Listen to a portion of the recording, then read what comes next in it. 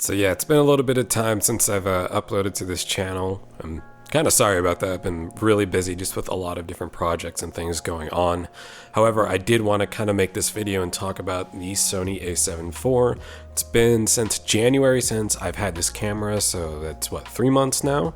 And I've used it on a multitude of different projects, different types of projects, as well as some personal street photography, as you may have saw in the intro, a little bit of Instagram Reels, social content, nothing long form just yet, but just kind of the stuff that I originally bought this camera to be used for. Now, just talking about the Sony A7IV and a little bit of like my history with Sony cameras is, before I used to use a Sony A7III a couple years ago. Like the camera, I wasn't too jazzed about it. I liked the fact that it was kind of a hybrid camera, but there were certain things about it that kind of irked me a lot, with kind of like the color and just like the way you kind of used it wasn't as fun. The Sony A7IV definitely fixed a lot of that. I would say from like usability and like actually holding it in the hands, it's a lot more comfortable to me. I have bigger hands. I would say that some of the materials kind of feel not like weak, but very plasticky at times versus the Sony A7 III.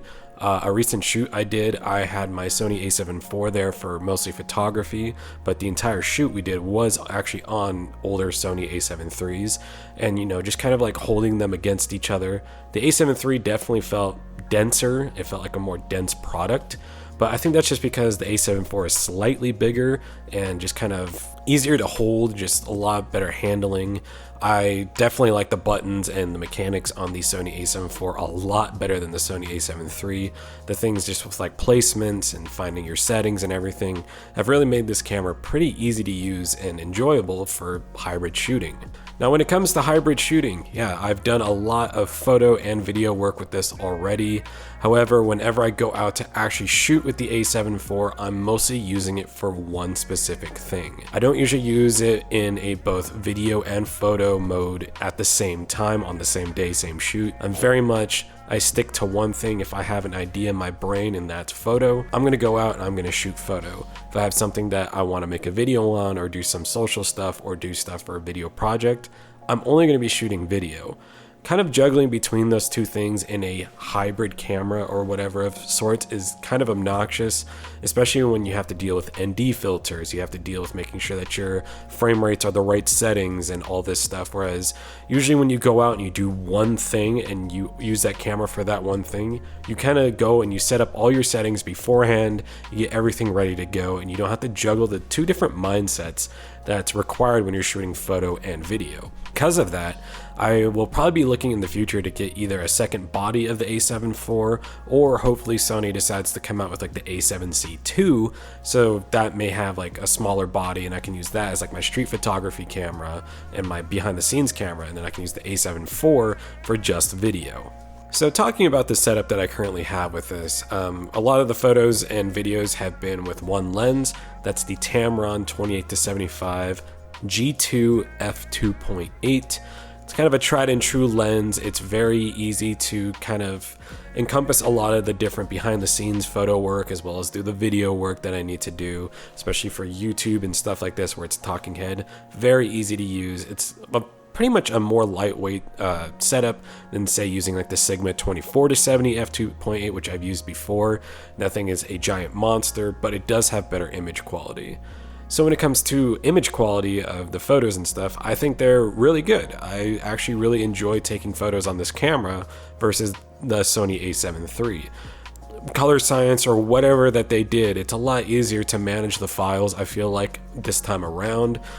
Putting into Lightroom, using the presets that I have, adjusting things, there seems to be a lot just like wider amount of space when it comes to these photos that I'm able to tweak and edit, and the raw files are a lot easier to use for some reason in this camera than the A7 III. And maybe that's just my own just bad editing because I'm not that great with color, but definitely enjoyed just shooting a lot more on the A7 IV than I did on the A7 III.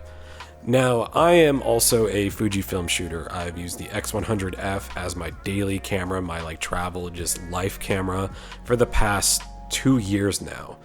That camera, and I love Fuji color so much, but that camera definitely has a distinct style to the images that you're producing. I think the problem I have with the Sony A7IV and a lot of Sony cameras is that it's almost too clean at times.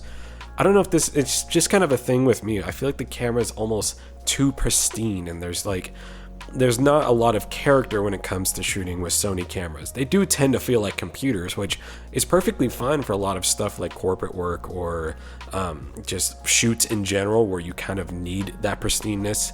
Makes a lot more people happy. The general audience is a lot more happy when you have images like that. But when it comes to creative work, I'm still probably going to stick with my Fujifilm X100F, and then maybe use, like I said, the Sony A7C II in the future as like the travel camera that's good for like socials or certain projects. But the Fujifilm X100F, when I want to enjoy like shooting photos to the fullest, I'm always going to go with that camera over the Sony A7IV. Another thing I like, I've already kind of talked on this, is video aspect. I love the 10-bit files that come out of this, and I don't even usually shoot log. I know that log is the best in dynamic range and everything, but I tend to shoot all my stuff in S-Cinetone. With the 10-bit recording, you can still kind of push S-Cinetone here and there in terms of grading and stuff, and that's kind of like what I've been going for most of the time. When it comes to uploading stuff for my work on social or just getting quick clips of things, I'm going to mostly be shooting in S-Cinetone just because it's easy to do that and it's easy to get content up and running, which is like kind of what everybody wants now. They want, you know, quantity over quality. However, if I'm going to do like a long shoot or like something like a big, huge documentary or video or like a big travel video that I have coming up eventually this year, I'm going to be shooting in S-Log3 because I want that to be a certain look, and it's going to be a lot bigger of a process. But when it comes to everything else, just the Sony A7IV for video is just so easy to just kind of press record, get the content that you need, put it into your editor, get it done, and get it going and posting. That's what I kind of like about this camera, is that it's very easy for me to just point it at something, get the shot that I want, get the content that I need out of it, and it's good to go. Autofocus is absolutely fantastic on this camera. Now that I've kind of figured out the certain settings that I want, especially for like talking heads, I'm on center fixation for my autofocus. It's going to be tracking my eye the entire time and hopefully doesn't lose focus or anything like that. Other cameras, like even some of the Canon cameras, still I see sometimes, you know, missing focus here and there. So being able to like easily tame it and be able to know my settings around this camera, it's been pretty much a joy just getting content out and doing the things that I love to do, and that's shooting videos, shooting photos. There's not a huge barrier to, or like a cost of entry when it comes to making these videos and photos. I mean, other than the monetary cost that you have to do to buy the camera. But other than that, I feel like it's such an easy camera for pretty much anyone to pick up and start making the content that they want to. Is it going to be like the most creative looking? Probably not. Is it kind of boring to shoot on this camera? Yes, I feel like this is a very boring computerized camera, but that's fine because it gets the job done, and it gets the job done very well. So what do you guys think about the Sony A7IV? After a couple of months, I feel like this is like the perfect workhorse for me, and it might be the perfect workhorse for you. Let me know down below in the comments. Like the video if you liked it, and trust me, I'll have a street photography video coming out hopefully not in 3 to 4 months. Other than that, hope you have a good one, and I'll catch you later.